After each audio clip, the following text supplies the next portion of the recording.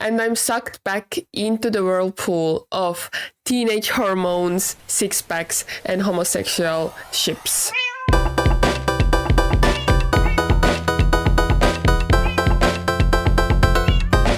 Hi Bugs! Since y'all actually cared about me yapping about completely random TV show ships the last time, I'm back. To keep it a little interesting, these are not ships I necessarily believe should have been endgame, but I do feel strongly enough about so they warranted another video. A couple of side notes before we continue. These are strongly just my opinions. I'm not saying my opinions are the gospel or anything like that. If you see my legs coming up, I am wearing pants. It's just very warm here. Climate change, am I right? A few other notes. How do you like my shirt? It's absolutely one of my favorite shirts, and I am holding my mic this time because I felt like I needed something to gesture with. Usually I gesture with my hands, but it just, I hope this will also make the audio quality better. Anyways, without any further ado, let's get into it, shall we? The first topic we have is childhood cartoon ships. We're starting off with Zuko and Katara, or Zutara, from Avatar: The Last Airbender. I still remember waking up every morning before going to children's prison and watching Avatar: The Last Airbender on TV, and the scene under the mountain with Zuko and Katara rewired my preschool brain to search such magical moments in my life. I rewatched the show as an adult and it's still amazing. It deals with the topics so well and I still love Zutara. Going from that, I want to mention a couple of times when they had strong shipping worthy moments. So, Katara tells Zuko about her mother. Katara was the first person Zuko talked about his mother. Zuko allowed Katara to touch his car. Katara was the first person to see the good in him and give him a chance. Zuko went with Katara to find the person who killed Katara's mother for her to get closure. Katara offered to use the small amount of the southern tribe's magical water to heal his scar. And Zuko threw himself in front of a lightning bolt for her and will carry a scar on his chest because of that forever.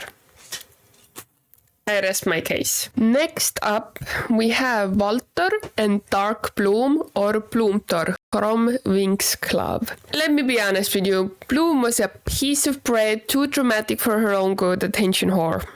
If you can say that about children's cartoon.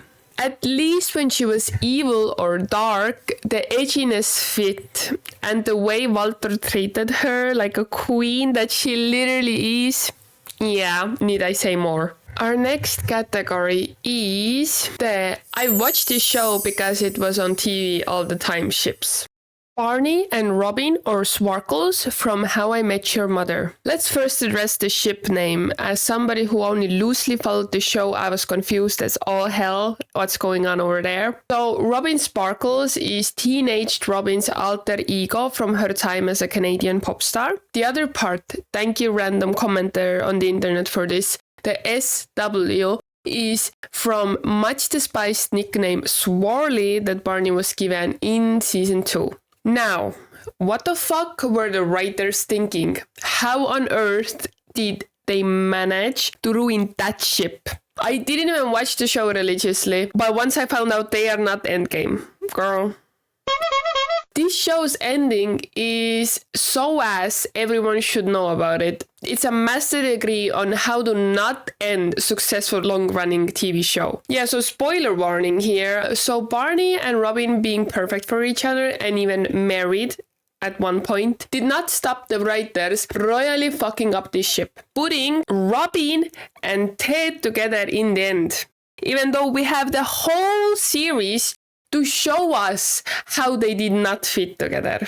Emma Swan and Regina Mills are Evil Queen as SwanQueen from Once Upon a Time. I love both their characters so much. They give so much zesty vibes, especially in season 1, They also technically have a son together, Regina being the adoptive mom and Emma being the birth mom. Swan notoriously also sacrifices herself to save Regina, thus becoming the Dark Swan. Even though I absolutely adore Captain Hook or Gillian Jones and Swan or Captain Swan together, Lana Parrilla and Jennifer Morrison have such great chemistry together. I wouldn't mind if we at least got a little romance between those two. Come on, we have magic and every next season is more ridiculous than the previous one. And we couldn't get the little alternative of them being lesbian couple raising Henry together.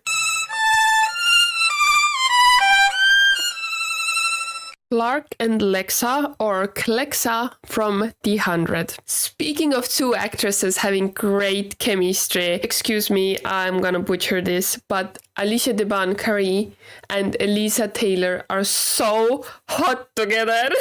This ship is hands down my Roman Empire. Every now and then, scrolling on TikTok, I get an Clexa edit, and I'm sucked back into the whirlpool of teenage hormones, six-packs, and homosexual ships. Okay, putting my bi panic aside for a second, I'm still absolutely convinced the writers had something out for Clark not getting a happy ending. If you're not giving us Pelark, can we at least get this?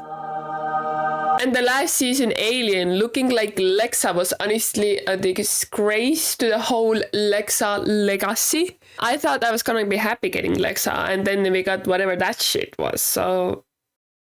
Rory and Logan, or Sophie from the Gilmore Girls. I'm still watching the show, so I'm not knee-deep into this ship yet, but bear with me while I go off on a tantrum here. I always felt like Tristan and Rory could have made a great enemies to lovers plotline, and listen, I'm not into bully romance, but I really liked the prep school setting they had going on for them. So when Logan came around and checked all the boxes, the main ones being prep school and the smirk, I felt like it was kinda revitalizing what Tristan and Rory could have had. All the other ships Rory had were also very underwhelming and borderline toxic most of the time, both Witches and Dean, but Logan and Rory kinda round each other out, thus making them perfect. Now we're moving on to how are they not together yet ships. First off, we have Merlin and Arthur, or Merthur.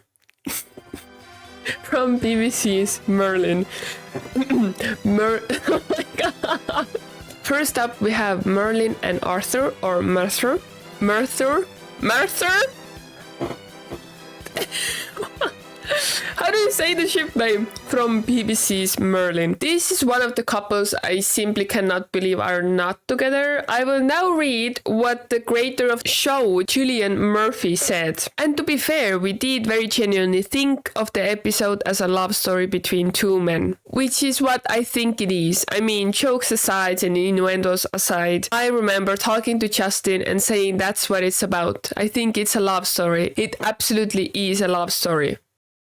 I rest my case. Klaus and Caroline, or Klaroline from The Vampire Diaries and the originals. This is a huge can of worms that we will be opening today. I was one of those teenage girls who would wait episode by episode, hop on the most unsafe sites where there were hot singles in my area, get 3 new viruses to watch the newest episode. And once we got the forest scene with the two of them, I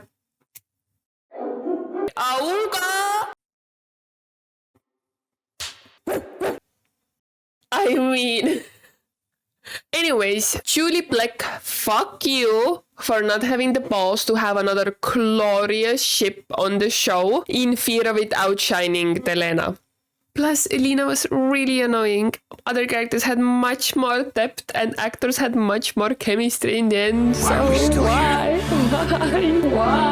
Just to suffer. Sorry, not sorry, by the way. To anyone who doesn't know, since the originals got their own show, they tried to bring another British accent having old vampire into the show. Drum roll, please. It was Enzo. And they tried to couple up Caroline with Enzo, and that shit did not fly with the fandom. So Enzo kind of just dangled around until he ended up with Bonnie. Kinda. Let's stuff this can back under our beds and never open in fear of Julie Black ruining another one of my teenagehood supernatural universes. Vampire Cat.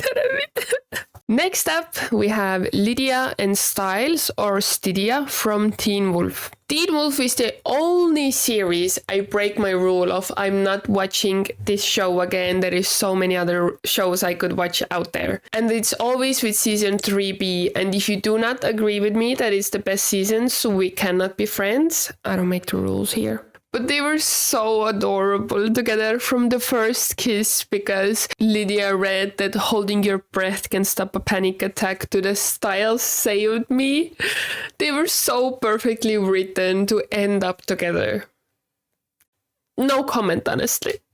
Dean and Castiel, or Destiel, from Supernatural. I will come clear. I never finished the show. I stopped at season 11 when I found out their mom was coming back, and I was like, I'm out. So I haven't fully spoiled the show for myself yet, but I've done some research. And by research, I mean I asked my bestie and confirmed they are not fully together by the end of the show. I personally feel like if you have 15 seasons, I don't know, fuck around a little bit, make it spicy. Have just two guys being dudes or something. I don't know, for the love of God, do something. Once again, shipping fandom is godsend site. I wouldn't be able to do it without them. Shout out to Tumblr. 16-year-old Lisa can die in peace now, knowing that I went back to using Tumblr for the best shipping content. Also, I'm sorry if I butchered any actor names. I'm trying to get better at it, but it is what it is. Last but definitely not least, thank you for all the comments on the previous video on ships. They really gave me some new ideas. And comment down below what ship you don't necessarily believe should have been endgame, but you would die for. And I'll see you in another yappening. Deuces!